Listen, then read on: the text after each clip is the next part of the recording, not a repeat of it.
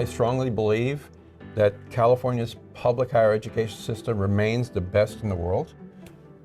Having said all that, it is the best of the world for the jobs of yesterday. It is the best of the world for the demographic of California of yesterday. It needs to evolve to better serve the demographic of learners going forward. We've been in this position before. Post-World War II, we completely transformed our higher education system to serve those returning vets, to serve the growing need of industry and employers. We can do the same today.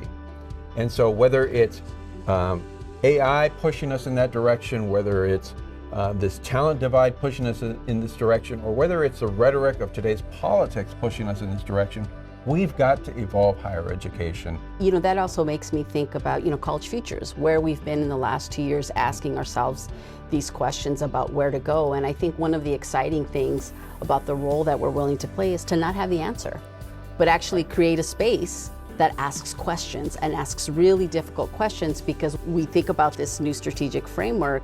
It's still the core issues that we care about, but it is going about it differently.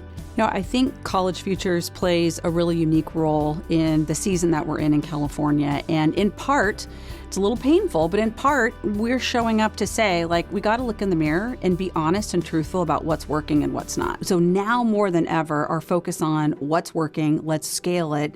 We cannot afford to wait any longer. There are generations at stake here, and I think we've got a moment in time where we're going to see big wins for the state of California.